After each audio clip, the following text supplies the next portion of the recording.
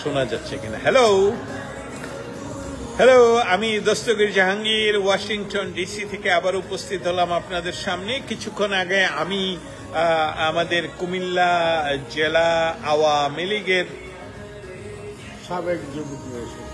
সাবেক যুব আওয়ামী লীগের সাবেক হয় এটা আমি বিশ্বাস করি না। আচ্ছা, আওয়ামী লীগ লিডার আমার সাথে ছিলেন অ্যাডভোকেট আনিসুর রহমান মিঠু, আমার পাশে এখনো রয়েছেন আজাদ আহমেদ। আপনি যদি আমাকে দয়া করে জানান যে আমার কথা শোনা যাচ্ছে, এইটা আমার কথা যদি না শোনা যায় সেটাও বলেন, আর যদি শোনা যায় তাহলে তো খুবই ভালো। আপনার কথা শোনা যাচ্ছে কিনা দয়া করে জানাবেন। অনেকেই উপস্থিত আছেন, আপনার কথা আমার কথা শোনা যাচ্ছে কিনা, ক্লিয়ার কিনা সেটা শুনতে চাই। আমাদের বাংলাদেশ তথা যে গণপ্রজাতান্ত্রিক বাংলাদেশ, ইয়েস, জাহিদুল ইসলাম আমাদের কথা শুনতে পাচ্ছে। আমি জানি যে আমার সাথে আজকে এমন ব্যক্তিত্ব রয়েছেন যারা বাংলাদেশের তৃণমূল আওয়ামী লীগের নেতৃত্ব দেন। আমার সাথে রয়েছেন অ্যাডভোকেট আনিসুর রহমান মিঠু, আমার সাথে রয়েছেন আমাদের নরসিংদী জেলা যুবলীগের সহ সভাপতি আমাদের জুনায়েদ ভূঁইয়া, উনি রয়েছেন আমার সাথে। এবং আমরা যেই কথাগুলো এতক্ষণ বলছিলাম সেই কথাগুলো যদি আপনারা না শুনে থাকেন তাহলে এটা আমাদের জন্য অনেকটাই দুঃখজনক। কিন্তু আমাদের জন্য দুঃখ হলো আমার সাথে যারা উপস্থিত রয়েছেন তাদেরকে আমি রেখেছি, দয়া করে তারা যদি তাদের কথাগুলো আবারও আপনাদের সামনে তুলে ধরেন। দর্শক শ্রোতা, আপনারা কি আমাদের কথা সুস্পষ্টভাবে শুনতে পাচ্ছেন কিনা সেটা আমি আবারও জিজ্ঞেস করছি। আজাদ আহমেদ, আমি দেখতে পাচ্ছি যে আপনি আমার সাথে যুক্ত রয়েছেন। আপনি যদি জানান যে আমাদের কথাগুলো শুনতে পাচ্ছেন, ব্যাকগ্রাউন্ডে মিউজিক রয়েছে সেটা নিয়ে চিন্তা নয়, চিন্তাটা হলো আপনারা শোনা যাচ্ছে ভাই। আচ্ছা, আমি প্রথমেই আবার চলে যাব। এই ব্যক্তিটির একটি পরিচয় দেওয়া খুব ইম্পর্টেন্ট হলো এই কারণ ছাত্রলীগের যে ছাত্রলীগ বাংলাদেশ নয়, ভারতীয় উপমহাদেশের সবচেয়ে প্রাচীনতম রাজনৈতিক সংগঠন, সেই সংগঠন কুমিল্লা জেলা ছাত্রলীগের প্রাক্তন সাধারণ সম্পাদক। আমাদের দেশের সভাপতি হওয়া কোনো বিষয় নয়, সভাপতি করেন, কথা বলেন না, কিন্তু যিনি সাধারণ সম্পাদক উনি মেইন ব্যক্তি, সেই ব্যক্তির নাম হলো অ্যাডভোকেট আনিসুর রহমান। আনিস ভাই, জি, দীর্ঘদিন ক্ষমতায় ছিলেন, আসলো জুলাই মাস, আসলো অগাস্ট মাস, 5ই অগাস্ট আপনারা পলাতক। বিস্তারিত ব্যাখ্যা আমাদের দর্শক শ্রোতাদের জন্য, এবং এখন আপনারা দেশ পুনরুদ্ধারে কি কাজ করছেন? দীর্ঘদিন ক্ষমতায় ছিলাম কথাটি সত্যি না, কিছু লোক ক্ষমতায় ছিল আমাদের সংগঠনের, টোটাল সংগঠন ক্ষমতায় ছিল না। যাই হোক, যেই ক্ষমতা ছিল আওয়ামী লীগের, সেটার কাছেও আমাদের প্রত্যাশা ছিল যে বাংলাদেশ সৃষ্টির জন্য দায়ী যে সংগঠন সেটা আওয়ামী লীগ। আওয়ামী লীগের কাছে যদি মানুষ সত্যিকারের গণতন্ত্র না পায়, সুশাসন না পায়, অন্য দলের কাছে পাওয়ার প্রত্যাশা করার কোনো কারণ নেই। জামাত, বিএনপি, জাতীয় পার্টি, আওয়ামী লীগ বাদ দিলে তো এই তিনটা দলই, এদের কাছে সুশাসন গণতন্ত্র প্রতিষ্ঠা কেন করবে মানুষ, প্রত্যাশা কেন করবে? আওয়ামী লীগের কাছে না পেলে ওদের কাছে পাওয়ার কোনোই কারণ নেই। আমরাই যদি গণতন্ত্র দিতে না পারি, অন্যরা দেওয়ার কোনো কারণ নেই। আমাদের রাষ্ট্রের, এবং শুধু আমাদের রাষ্ট্র না, সকল মুসলিম দেশগুলির রাষ্ট্রের সরকার বা রাষ্ট্রপ্রধানগুলি যখনই ক্ষমতায় বসেন, দুর্ভাগ্যজনকভাবে তারা কেউ ক্ষমতা ছাড়তে চান না। ক্ষমতা ছাড়ার ভয় তাদেরকে পেয়ে বসে। এটা হওয়ার কোনো কারণ নেই। গণতন্ত্রে সরকারি দলে থাকতে পারেন, বিরোধী দলে থাকতে পারেন, রাজনৈতিক ভূমিকা রাখাটা রাষ্ট্রের জন্য সেটাই আসল কথা। যাই হোক, অনেক ভুল ছিল, অনেক শুদ্ধ ছিল। ভুলগুলি না করলে রাষ্ট্র এতটা এগিয়ে যেত না। রাষ্ট্রকে এগিয়ে নেয়ার জন্য আওয়ামী লীগ হয়তো কিছু ভুল করেছে, কিন্তু রাষ্ট্র তো এগিয়ে গেছে।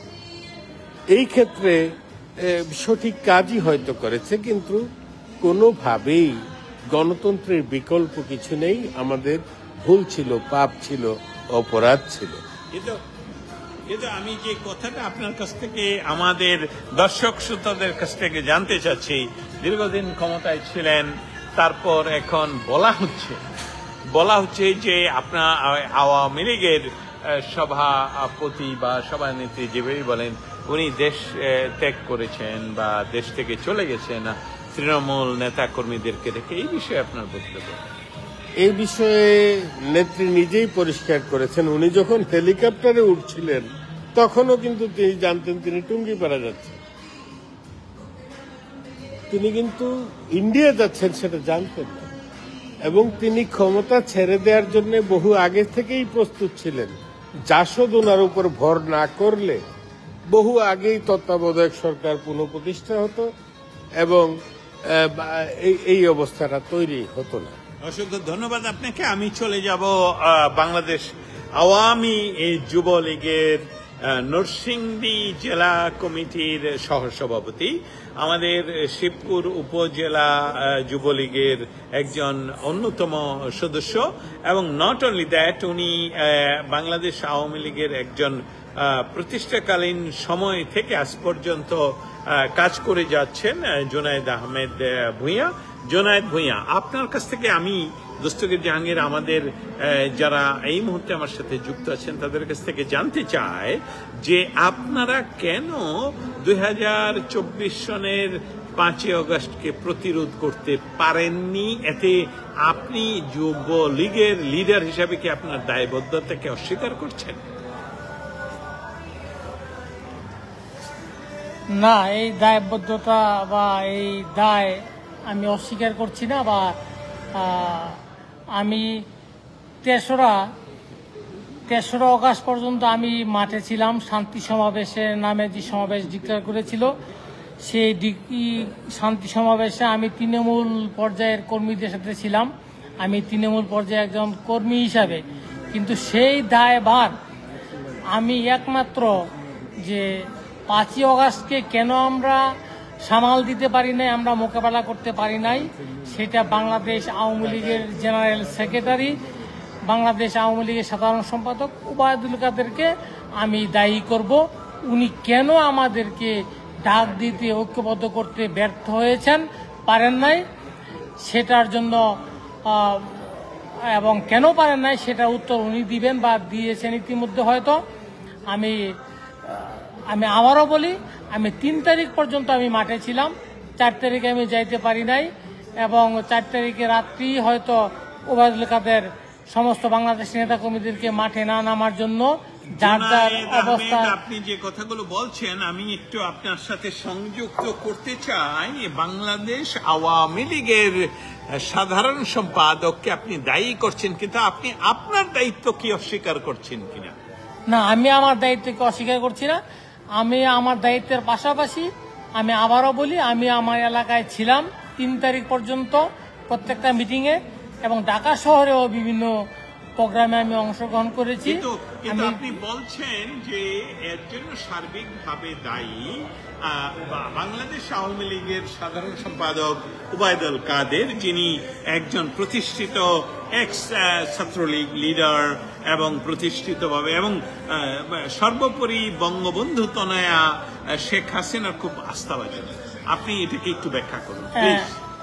উনি অবশ্যই বঙ্গবন্ধু তনয়া জননেত্রী শেখ হাসিনার আস্থাভাজন হয়ে উনি বাংলাদেশ আওয়ামী লীগের সেক্রেটারি হয়েছেন, জেনারেল সেক্রেটারি হয়েছেন। কিন্তু কি কারণে উনি আমাদেরকে তৃণমূল কর্মীদেরকে মাঠে রাখতে পারেন নাই, রাখেন নাই, এটা উনি ভালো বলতে পারবেন। সেই ব্যাখ্যাটা সমস্ত বাংলাদেশের তৃণমূল পর্যায়ের কর্মীরা ওনার কাছ থেকে শুনতে চায় এবং বুঝতে চায় যে আমরা কি কারণে বাংলাদেশ আওয়ামী লীগের মতো একটা প্রাচীনতম সংগঠনের নেতাকর্মীরা মাঠে থাকতে পারে নাই, মাঠে নামতে পারে নাই, মোকাবেলা করতে পারে নাই। যদি আমরা ওই দিনটা মোকাবেলা করতে পারতাম, তাহলে আজকে আমাদের এই তৃণমূল পর্যায়ে নেতাকর্মীদের এই অসহায়ত্ব। জুনায়েদ আহমেদ জুনু, আমার মনে হচ্ছে আমি একটু ইন্টারাপ্ট করতে চাই আপনাকে। বাংলাদেশ আওয়ামী লীগের সভানেত্রী, সভাপতি, বঙ্গবন্ধু কন্যা শেখ হাসিনা, যিনি বাংলাদেশের সাংবিধানিক প্রধানমন্ত্রী, আর আমাদের যে যার কথা এখন বললেন তা যে ওবায়দুল কাদের, বাংলাদেশ আওয়ামী লীগের সাধারণ সম্পাদক, আপনাদের পক্ষ থেকে একটি বার্তা তৃণমূলের কাছ থেকে আমি জানতে চাই। এটা আমার নয়, বাংলাদেশের সকল তৃণমূল নেতাকর্মীরা জানতে চায় যে আপনারা কি কাজ করেছিলেন যে যাতে 5ই আগস্ট না ঘটে। ওবায়দুল কাদের ফেল করলে আওয়ামী লীগ ফেল করে, এটাই কি কথা, নাকি আপনাদের অন্য কোনো উত্তর রয়েছে? প্লিজ গো হেড, আপনার কাছ থেকে এটা সত্যি। বাংলাদেশ আওয়ামী লীগ একটা প্রাচীনতম সংগঠন। এই সংগঠনের নেতৃত্ব যাদের নেতৃত্বে আমাদের তৃণমূল কর্মীরা পরিচালিত হয়, সমস্ত বাংলাদেশের তৃণমূলের নেতাকর্মীরা যাদের ডাকের অপেক্ষায় থাকে, যাদের নির্দেশ অপেক্ষায় থাকে, ওই নেতৃত্ব থেকে যখন কোনো সিদ্ধান্ত না আসে, সিদ্ধান্ত দিতে না পারে, তখন তৃণমূল পর্যায়ের কর্মীদের কিছু করার থাকে না। ওই দিন যদি বাংলাদেশ আওয়ামী লীগের জেনারেল সেক্রেটারি ওই দায়িত্ব নিয়ে সমস্ত বাংলাদেশের তৃণমূল কর্মীদের কোনো নির্দেশ দিত, তাইলে তৃণমূল কর্মীরা সেই নির্দেশ জীবন বাজি রেখে সেই নির্দেশ পালন করত। এটা সমস্ত তৃণমূল কর্মীদের ভাষা, তৃণমূল কর্মীদের কথা। আমি আবারও বলি, উনি কেন পারেন নাই? এই দায়িত্বটা বাংলাদেশ আওয়ামী লীগের সভানেত্রীর নয়, কারণ সভানেত্রী সমস্ত কিছু দেখতে পারে না, বলতে পারে না, বা সমস্ত কিছু দেখভাল করার আর কথা ওনার না। আচ্ছা, আমি আবারও করছি আপনার কাছে এবং আমাদের অ্যাডভোকেটের কাছে, দুইজনের কাছে আমি প্রশ্ন নিয়ে যাব, কিন্তু আপনি মনে করুন আপনার কাছে যে আমাদের তৃণমূলের প্রশ্ন হলো বাংলাদেশকে পুনরুদ্ধার করে আওয়ামী লীগ আপনি কতদিনের ভিতরে ক্ষমতায় ফিরবেন বলে আশা করছেন? আগামী নির্বাচন, যে নির্বাচনটা জানুয়ারিতে হবে শুনতেছি, নির্বাচন হবে কিনা জানি না, কিন্তু সেই নির্বাচন যদি একটা স্বচ্ছ, নিরপেক্ষ এবং তত্ত্বাবধায়ক সরকার যেভাবেই হোক, যদি স্বচ্ছ নির্বাচন হয়, সেই নির্বাচনে বাংলাদেশ আওয়ামী লীগ। জুনায়েদ ভাই, আপনি নির্বাচনের কথা বলছেন, কিন্তু ইতিমধ্যে তো আমরা জানি যে এটা হলো তার সাংবিধানিকভাবে আপনারাই ক্ষমতায়। সাংবিধানিকভাবে বাংলাদেশ আওয়ামী লীগ এখনো ক্ষমতায়, জননেত্রী শেখ হাসিনা এখনো বাংলাদেশের প্রধানমন্ত্রী। এটা সমস্ত বিশ্ব জানে, বাংলাদেশ তো অবশ্যই জানে, আইনানুগভাবে, সাংবিধানিকভাবে। তারপরেও যে মেটিকুলাসের মাধ্যমে জননেত্রী শেখ হাসিনাকে যারা তথাকথিত বাংলাদেশের নেতৃবৃন্দ, বাংলাদেশের কিছু মৌলবাদী গোষ্ঠী বলতে চায় যে পালিয়ে গেছে, এটাকে পালিয়ে যাওয়া বলে না। এটা আমার প্রশ্ন ছিল, আপনি এটা একটু ব্যাখ্যা করুন। পালিয়ে যাওয়া আর আত্মরক্ষা, এটাকে পালিয়ে যাওয়া বলে না। এটা বাংলাদেশ সেনাবাহিনীর, বাংলাদেশের স্বাধীনতা সার্বভৌমত্বের প্রতীক। বাংলাদেশ সেনাবাহিনীর তত্ত্বাবধানে, সেনাবাহিনীর প্রোটোকল অনুযায়ী, নিয়ম অনুযায়ী উনি বিমানে আরোহণ করে, হেলিকপ্টারে আরোহণ করে অন্য একটি দেশে চলে গেছে।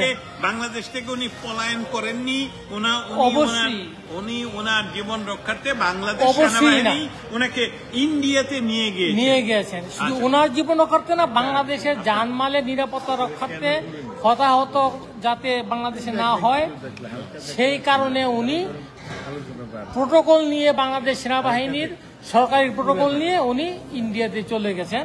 এটাকে আমরা অন্যভাবে ব্যাখ্যা করার কোনো সুযোগ নাই।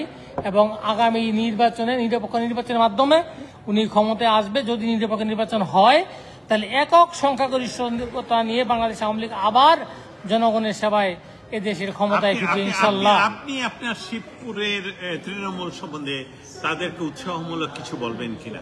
আমি আমার শিবপুরের তৃণমূল যারা নেতাকর্মী আছেন, আমি যতটুকু সম্ভব তাদের সাথে যোগাযোগ রাখি, তাদের সাথে যোগাযোগ আছে, এবং আমার মতো বা আমার থেকে সিনিয়র নেতৃবৃন্দ যারা আছেন প্রত্যেকে যোগাযোগ রাখেন, প্রত্যেকে তৃণমূল কমিটির সাথে। আবারও বলি আপনি আপনার পক্ষ থেকে তৃণমূল কর্মীদেরকে কোনো ধরনের তথ্য বা ইনফরমেশন বা আদেশ নিষেধ অথবা উপদেশ দিতে চান?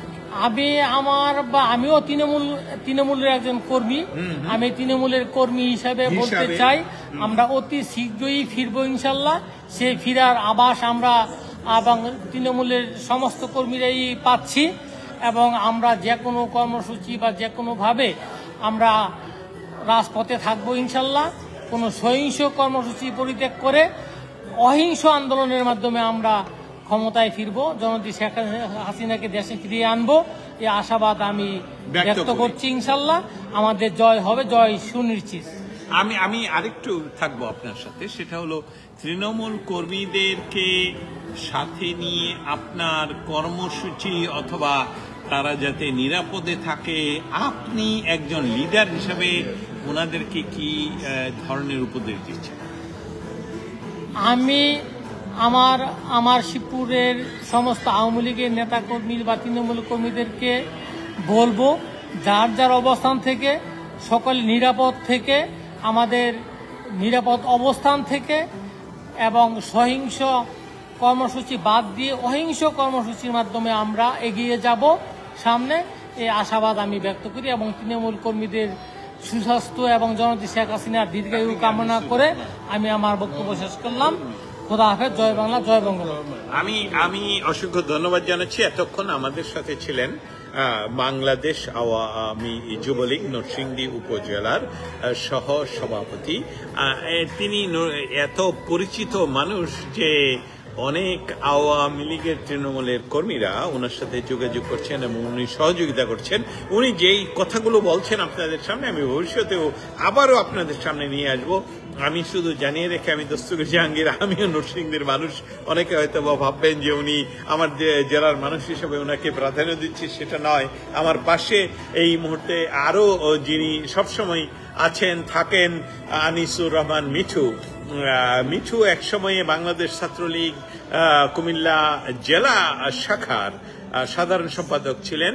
ওনাকে অনেকে ভাবেন রাজনৈতিক ভাবে একজন স্টার ছাত্রলীগের আকাশে, আবার অনেকে ওনাকে ক্যাডার হিসাবেও ভাবেন। তার অনেকগুলো কারণ রয়েছে। ক্যাডার আমরা কাকে বলি, ক্যাডারের নির্ধারণ, আমরা যেমন নারায়ণগঞ্জের শামীম উসমানকেও ক্যাডার ভাবি, হ্যাঁ, এবং আবার মিঠুকেও ক্যাডার ভাবি।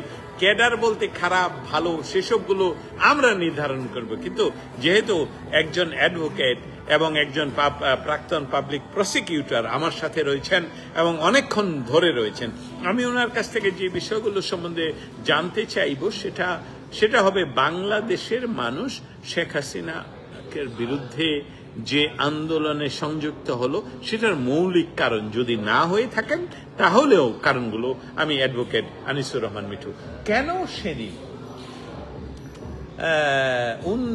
জুলাই মাসের 19 তারিখ বঙ্গবন্ধু কন্যা বললেন যে কোটা আন্দোলন সম্বন্ধে, এটা কি তাহলে উনি বললেন যে কোটা পাবে, তারা পাবে না, তাহলে কি রাজাকারের নাতি পুতেরা পাবে?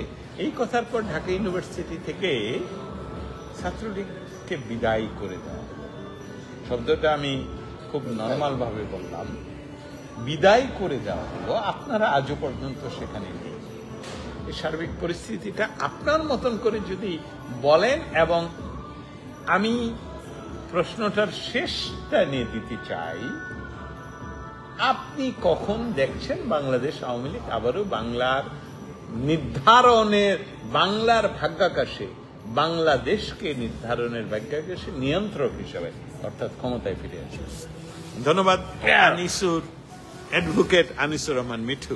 আপনার সাথে দীর্ঘক্ষণ লাইভে থাকার ভুল হয়েছে,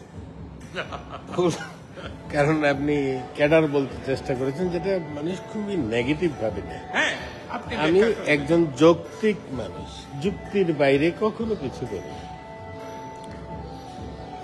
যাই হোক, যে সমস্ত কথাগুলি হয়েছে না, না, যাই হোক না, আপনি ক্যাডার নিয়ে আমার যে কথাটা সেটা খণ্ডন করবেন তাহলে ছাত্র মানুষ- রাজনীতি করার সময় আমাদেরকে ঝুঁকি নিতে হয়েছে। এরশাদের বিরুদ্ধে, খালেদা জিয়ার বিরুদ্ধে আমি সর্বমোট 13 মাসের বেশি সময় জেলে থেকেছি। অনেকগুলি মামলা ছিল। বিএনপি অফিস ভাঙার অভিযোগ ছিল 21শে আগস্টের গ্রেনেড হামলার পর। তো কোনো ব্যক্তিগত কারণে আমি কখনোই জেল খাটিনি। রাজনৈতিক কারণেই আমি দীর্ঘদিন জেলে ছিলাম, যেটা ক্ষমতায় আসার পরে নেতৃবৃন্দ ভুলে গেছেন, আমিও ভুলে যেতে চাই। আসলে এসব মনে করে কষ্ট বাড়িয়ে তো লাভ নেই।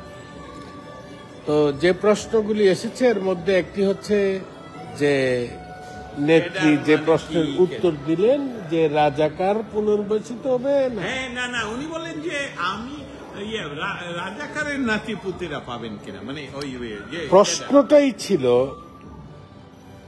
হয় উদ্দেশ্য প্রণোদিত অথবা মূর্খতাবশত। প্রশ্ন করলেন প্রভাস আমিন, সাংবাদিক, যে একটি পদে একটা রাজাকারের সন্তান এবং মুক্তিযুদ্ধের সন্তান যদি প্রার্থী হয় আপনি কাকে দিবেন? কিন্তু আন্দোলন চলছিল কোটা সংস্কার নিয়ে, সেখানে একটি পদ না, সরাসরি রাজাকার এবং মুক্তিযুদ্ধের সন্তান একই পদে প্রার্থী হওয়ার, প্রতিদ্বন্দ্বিত হওয়ার কোনো কারণ ছিল না। কিন্তু কথার পিঠে কথা বলতে গিয়ে নেত্রী হয়তো বলেছেন যেটার ভুল ব্যাখ্যা পরবর্তীত হয়েছে, এবং সেটার কারণে যেটা মিছিল হয়েছে ঢাকা বিশ্ববিদ্যালয় এবং ছাত্রলীগ পর্যদস্ত হয়েছে, এরপর দিন সবচেয়ে বড় মূর্খের পরিচয় দিয়েছেন আমাদের জাতীয় নেতৃবৃন্দ। বলেছেন যে যেহেতু তারা দাবি করেছে তারা রাজাকার, আর তাদের সাথে কম্প্রোমাইজের কোনো সুযোগ নেই। কিন্তু প্রজন্মের ভাষা আপনাকে বুঝতে হবে রাজনীতিবিদদের। তুমি কে, আমি কে, রাজাকার রাজাকার বলেছেন, ঠিক আছে, এর মানে এরা রাজাকার সেটা ধরে নেওয়া ঠিক হয় নাই। বোঝা উচিত ছিল এরা রাগ প্রকাশ করেছে, এরা খুব প্রকাশ করেছে। এদেরকে প্রতিদ্বন্দ্বী ভাবার তো কারণ নেই, এদের সাথে আলোচনা করে যেত, এবং অবশ্যই কোটা সংস্কার করা দরকার ছিল। সংসদ ডেকে এরাই প্রস্তাব দিয়েছিল সংসদে সেটা পাশ করতে হবে। সংসদ ডাকলেই হতো। সংসদ ডেকে চুলচেরা বিশ্লেষণ হয়ে, বিরোধী দল ছিল, স্বতন্ত্র এমপিরা ছিল, সকলে আলোচনা করে সংস্কার করে, প্রয়োজনে এদেরকেও ডাকিয়ে বিশেষ কৌশলে জামাত, বিএনপি, জাতীয় পার্টি যারা ছিল অন্যরা সংসদের বাইরে, তাদেরকেও প্রতিনিধি হিসাবে নিয়ে তাদের মতামত নিয়ে সমাধান করা যেতে পারে। যাই হোক, সেসব ক্ষেত্রে ভুল হয়েছে। আমি যখন টেলিভিশনে দেখছিলাম ব্যবসায়ীদের সাথে আমাদের প্রধানমন্ত্রীর একটি মিটিং, এবং সেখানকার বক্তব্য হুবহু 90-এর এরশাদ বিরোধী আন্দোলনের কথা আমার মনে পড়ছিল। একই রকম ঘটনা এরশাদের পতনের আগেও ঘটেছিল। আমি ভাবছিলাম কি হচ্ছে, ইতিহাসের পুনরাবৃত্তি কেন হচ্ছে এসব? আমরা আমাদের দল, আওয়ামী লীগের মতো ঐতিহ্যবাহী দল, কিছু অদূরদর্শী অপরিণামদর্শী নেতার খপ্পরে পড়ে গিয়েছিল, যারা ভালো ইংরেজি বললেও ভালো নেতা ছিল না, দূরদর্শী নেতা ছিল না। আমেরিকার হোমলেসও তো সারাদিন ইংরেজি বলে, তারা কি রাজনৈতিক নেতা? নেতৃত্ব ভিন্ন জিনিস, সেটা আমাদের বোঝা দরকার ছিল। শঙ্খে কান দিয়ে যারা সমুদ্রের গর্জন শুনতে পায় তারাই রাজনৈতিক নেতা। অনেক দূর থেকে দেখতে পারাই দূরদর্শিতা। অনেক কিছুর সাক্ষী আমরা। যাই হোক, যে প্রশ্ন, সর্বশেষ প্রশ্ন দস্তগীর ভাইয়ের, যে কবে নাগাদ ফিরতে পারি আমরা হয়তো অচিরেই ফিরতে পারি। আমরা ফিরবো, এটা নিশ্চিত, এতে কোনো ভুল নাই। বাংলাদেশ রক্ষা করতে হলে আওয়ামী লীগ থাকতেই হবে। আওয়ামী লীগ না থাকলে বাংলাদেশ থাকবে না। কিন্তু খুব দ্রুত ফিরে আসতে যেটা হবে, 9 মাসের মুক্তিযুদ্ধ যেমন বাংলাদেশের মানুষ ভুলে গেছে, এই যে 15 মাসের মানুষ যে অসহ্য যন্ত্রণার মধ্য দিয়ে, গণতন্ত্রহীনতার মধ্য দিয়ে, আইনহীনতার মধ্য দিয়ে, পুলিশের নিরাপত্তাহীনতার মধ্য দিয়ে, সেনাবাহিনীর অপমানের মধ্য দিয়ে সময় অতিবাহিত করছেন, সেটা ভুলে যাবেন। আওয়ামী লীগের উচিত আরো সময় নেয়া, মানুষ যাতে বুঝতে পারে কেমন সময় আমরা পার করেছি, বাংলাদেশ কেমন দুরবস্থার মধ্য দিয়ে গেছে। এবং আমি খুবই প্রত্যাশা করি সেটা হচ্ছে জামাত সরাসরি ক্ষমতায় একবার আসা খুব দরকার। জামাত না আসলে মানুষ বুঝতে পারবে না বাংলাদেশ কতটা পিছিয়ে গেল, বাংলাদেশ কেমন ভাবে আফগানিস্তান হয়ে গেল, বাংলাদেশ কেমন করে পাকিস্তান হয়ে গেল, সারা দুনিয়া থেকে বিচ্ছিন্ন হয়ে গেল। যেখানে বিশ্বের মানুষ আমেরিকায় টেসলা, এলন মার্কসরা ড্রাইভারবিহীন গাড়ি আবিষ্কার করেছেন, অচিরেই প্রায় 1000 লোক চাঁদে যাবে একসাথে, সাধারণ জনগণ। চিকিৎসা ক্ষেত্রে এরা 30 বছরের মধ্যে মানুষের আয়ু 200 বছরের অধিক হবে নিশ্চয়তা দিচ্ছে। সেই সময় আমার দেশের মানুষ ভাবছে যে কে সহি তরিকায় ইসলাম পালন করছে, কে করে নাই, যে করে নাই তারে কবর থেকে তুলে পুইরে ফেলাম। আমরা কোথায়, বিশ্ব কোথায়? এই যে পিছিয়ে পড়া এবং অন্যদের এগিয়ে যাওয়া, এই বিষয়গুলি বাংলাদেশের জনগণের বোঝা উচিত। আজকে থেকে মাত্র 60 বছর আগে আফগানিস্তানের নারীরা লয়ার ছিল, ডাক্তার ছিল, ইঞ্জিনিয়ার ছিল, সরাসরি এরা ভোট দিতে পারত। আজকে মহিলারা ঘরের বাইরে যেতে পারে না। একই অবস্থার দিকে আমরা যাচ্ছি। ঢাকা বিশ্ববিদ্যালয়ে এখন হিজাব বৈধ, কয়দিন পরে হিজাব পরেও মেয়েরা সেখানে যেতে পারবে না। অনেক অনেক ফতুয়া বাড়তে থাকবে, সেগুলি দেখা দরকার জনগণের। সেজন্য যেটা আমরা আগে বলতাম যে এই পাকিস্তানের পন্থী, পাকিস্তানের পক্ষ হয়ে এরা ধর্ষণ করেছে, খুন করেছে, জমাতিরা ব্যাখ্যা দিত আমরা এইসব করি নাই। আজকে কিন্তু তাদের চরিত্র মোটামুটি ভাবে জনগণ বুঝে গেছে যে এরা সত্যিকার এই পাকিস্তানের পক্ষে ছিল। এবং আরো বেশি পরিষ্কার ভাবে মানুষ আরো বেশি বুঝবে এরা আসলে কি চায়। এই রাষ্ট্রকে বিপদের মধ্যে ফেলতে চায়, যুদ্ধক্ষেত্র বানাতে চায়। মানুষ এগিয়ে যাক সেটা চায় না, মানুষ পিছিয়ে যাক, তারা রাজনৈতিকভাবে কিছুদিন সফলতা ভোগ করুক, এটা তারা চায়। সেই অবস্থাগুলি দেখা খুব দরকার। আমরা যেটা বলতাম সেটাই যে সত্যি। শেখ হাসিনাকে যে রাষ্ট্রের জন্য প্রয়োজন, আওয়ামী লীগকে যে রাষ্ট্রের জন্য প্রয়োজন, উন্নতির জন্য প্রয়োজন, প্রগতির জন্য প্রয়োজন, সেটা মানুষের উপলব্ধিতে আসার আগেই আমরা ক্ষমতায় গেলে আবারও মানুষ এই দুঃখের দিনগুলি, এই অত্যাচারিত হওয়ার দিনগুলি, এই অপমানিত হওয়ার দিনগুলির কথা ভুলে যাব। আমরা চাই আমাদের অতীতে সামাজিকভাবে যে মুরব্বীদের সম্মান করা, শিক্ষকদের সম্মান করা, জ্ঞানীদের সম্মান করার যে কালচার ছিল, যে ঐতিহ্য ছিল, সেটা ফেরত আসুক। সেই দিন অবশ্যই ফিরে আসবে। আমরা একটু সময় নিয়েই আমরা সফলতার দিকে এগিয়ে যাওয়া উচিত। খুব দ্রুত চাইলে অবশ্যই হয়তো আওয়ামী লীগ যেতে পারবে, কিন্তু দ্রুত ক্ষমতায় যাওয়াটা বুদ্ধিমানের কাজ হবে না। আমার মনে হয় আপনারা প্রশ্নের উত্তর বুঝতে পেরেছেন। আপনাদেরকে ধন্যবাদ। অসংখ্য ধন্যবাদ অ্যাডভোকেট আনিসুর রহমান মিঠু। এতক্ষণ আপনাদের কথার উত্তর দিচ্ছিলেন। এর ভিতরে অনেকেই বলেছেন সঠিক উত্তর 100%, ক্ষমতায় না আসলে জামাতকে বুঝতে। হ্যাঁ, অফকোর্স আমরা আজকের আমাদের এই অনির্ধারিত আলাপের শেষ পর্যায়ে আমরা দুইজন অতিথি আজকে নিয়ে এসেছিলাম।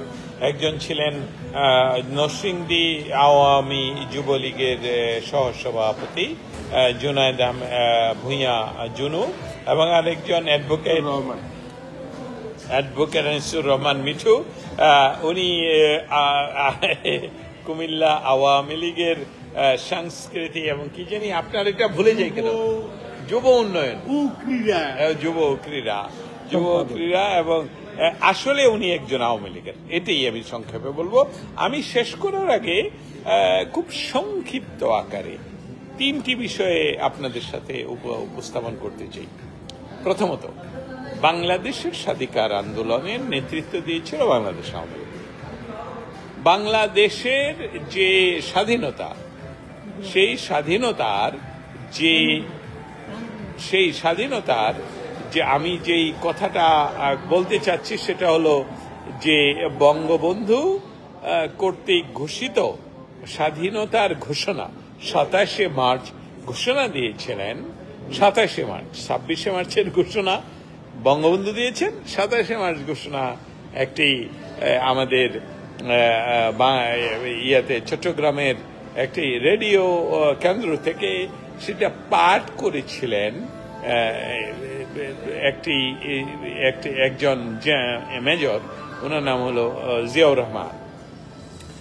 আজকে বাংলাদেশের যিনি তত্ত্বাবধায়ক সরকারের প্রধান, যিনি দুইজন বাংলাদেশি 2006 সনে বাংলাদেশের একটি বিষয় নিয়ে শান্তিতে নোবেল পেয়েছেন, একজনের নাম তসলিমা আক্তার, আরেকজন হলো ডক্টর মোহাম্মদ ইউনূস। সেই doctor Mohammad Yunus meticulously design করে আমাদের বাংলাদেশের ক্ষমতায় আরোহণ করেছেন। তিনি বাংলাদেশের এই ইতিহাসকে ডিলিট করে দিতে চাচ্ছেন, রিসেট করে। কিন্তু গতকালকে সশস্ত্র বাহিনী দিবসে উনি বলেছেন যে বাংলাদেশের স্বাধীনতা ঘোষণা করেছেন মেজর জিয়া। এই বিষয়ে খুবই সংক্ষিপ্ত আকারে আমরা যুবলীগের সহসভাপতি নরসিংদী জেলার জুনায়েদ আহমেদ জুনুর কাছ থেকে শুনে আজকের আমার এই সম্প্রচার শেষ করব। জুনায়েদ আহমেদ জুনু, ধন্যবাদ। একটি সশস্ত্র বাহিনী দিবসে সুদি ইউনূস যদি বলে যে একজন মেজর বাংলাদেশের স্বাধীনতা ঘোষণা করেছিলেন বা ঘোষণা করেছেন, এটা বললেই হয়ে যাবে না। ইতিহাস তার প্রকৃত প্রমাণ দিবে, ইতিহাস আছে, এটা বললেই মুছা যাবে না। কারণ স্বাধীনতার ঘোষণা একমাত্র বঙ্গবন্ধুই দিয়েছেন, সেটা 7ই মার্চের ভাষণের মধ্যেও দিয়েছেন, তার পরবর্তীতেও দিয়েছেন। আর একটা নোটিশ যদি কারো পক্ষে কেউ পাঠ করে, সে কখনো সে নোটিশের ওই স্বাক্ষরদাতা হতে পারে না, সে নোটিশের ওই ঘোষণাকারী হতে পারে না, সে পাঠকের ভূমিকায় ছিল। আমরা তার ভূমিকাও কে অস্বীকার যেতে চাই না। সে বাংলাদেশের Bangabandhu on behalf of Bangabandhu Sheikh Mujibur রহমানের great leader of national leader Bangabandhu Sheikh Mujibur রহমানের পক্ষে এই স্বাধীনতা ঘোষণা পাঠ করেছেন। উনি নিজেও কখনো বলেন নাই যে উনি স্বাধীনতা ঘোষণা উনি দিয়েছেন। এটা মেজর জিয়া জীবিত অবস্থায় বা রাষ্ট্র ক্ষমতায় আরোহণ করেও বলেন নাই। তা আজকে শুধু ইউনূস এটা বললেও হবে না যে জিয়া স্বাধীনতা ঘোষণা করেছেন।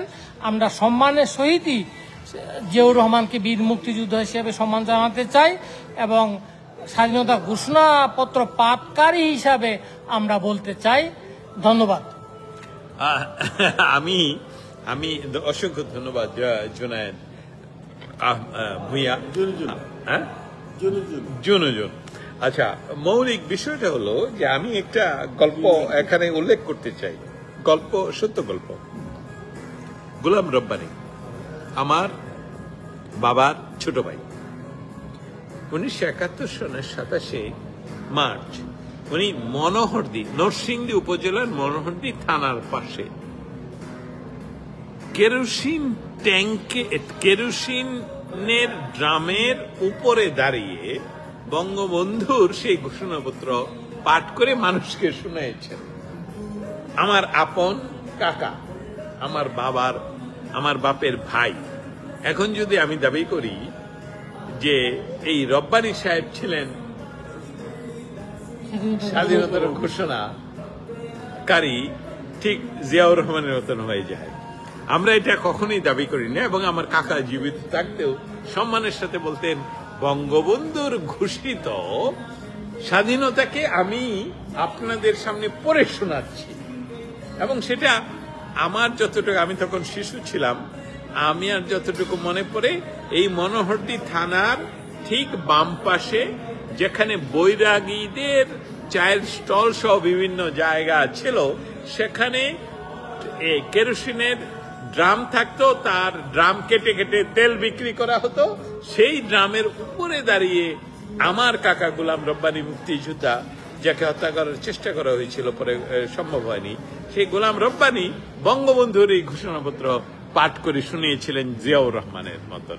আমি কিন্তু সাংবাদিক হিসেবে একটি কথা আপনাদের সামনে বলতে চাই, ঘোষক আর ঘোষণার পাঠ কিন্তু, যেমন আমি যখন সংবাদ পড়ি, সংবাদটা আমার লিখিত, কিন্তু সংবাদ তো আমার নয়, সংবাদটা তো অন্য কারো দ্বারা। যেমন আজকে হোয়াইট হাউসে যে ঘটনা ঘটে গেল, সেই সম্বন্ধে আমি সংবাদ পাঠ করলেই আমি ঘোষণা করলাম, এটা তো সঠিক নয়। এটা আপনারা কিভাবে নেবেন? কিন্তু আমি সর্বশেষ এখন ক্লোজিং এর পূর্বে এতক্ষণ ধরে আমাদের সাথে থাকার জন্য আপনাদেরকে ধন্যবাদ। শত শত প্রশ্ন আমি আসলে পড়তে পারছি না। আপনারা যারা প্রশ্ন করেছেন, আমি জানি সবসময় আমি লাইভে আসলে আপনারা প্রশ্ন করেন, সমস্ত প্রশ্নের উত্তর দেওয়া আসলে সময় নেই, তবে আপনারা প্রশ্ন করে যাবেন, ভবিষ্যতেও করবেন, এবং সেটার জন্যই আমার এই লাইভ। আমি অ্যাডভোকেট আনিসুর রহমান মিঠু সম্বন্ধে আমি যেমন জুনায়েদ ভাই সম্বন্ধে বলছি, মিঠু সম্বন্ধে বলতে চাই।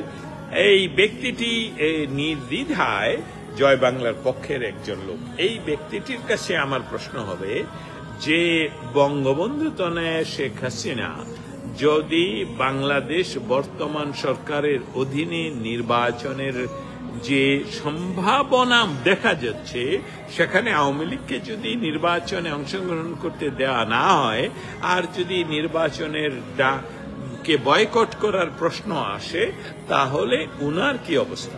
প্লিজ।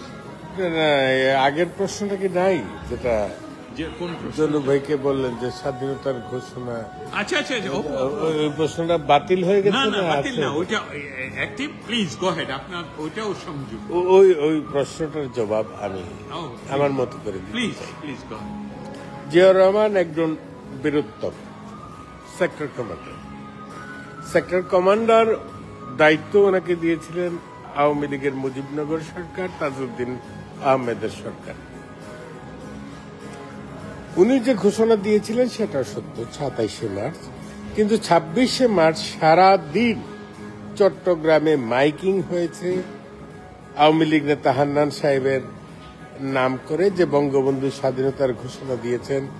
হান্নান সাহেবও সেখানে ঘোষণা দিয়েছেন, জিয়াউর রহমান সাহেবও ঘোষণা দিয়েছেন। কর্নেল অলি বলেছেন তিনি সহায়তা করেছেন ঘোষণা লিখতে।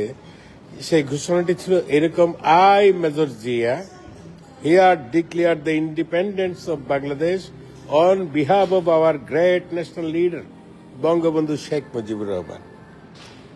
এ থেকেই পরিষ্কার জিয়াউর রহমান কি বলেছিলেন। কিন্তু সবচাইতে বড় প্রশ্ন হচ্ছে, জিয়াউর রহমান যদি সেখানে না থাকতেন, কিংবা তিনি যদি ঘোষণা পাঠ না করতেন, তাহলে কি যুদ্ধ হতো না, দেশ স্বাধীন হতো না? যুদ্ধ তো 25 তারিখে শুরু হয়েছিল এবং চলতেই থাকতো, এবং 10 কিলোওয়াটের সেই রেডিও স্টেশনের ঘোষণা ফেনী পর্যন্ত আসে নাই, কুমিল্লাও তো আসার প্রশ্নই আসে। আমি কিন্তু বর্তমান ইন্টারিম সরকারের যে প্রধান উপদেষ্টা, তিনি বলছেন উনি আমেরিকা থেকে শুনেছেন। এটা বিস্ময়কর কথা, এটা একেবারেই ডাহা অসত্য কথা। তিনি তো এরকম কত কথাই বলেন। তবু আমি ইউনূস সাহেবকে ধন্যবাদ দিতে চাই যে তিনি বলেছেন স্বাধীনতার ঘোষণা জিয়াউর রহমান দিয়েছেন।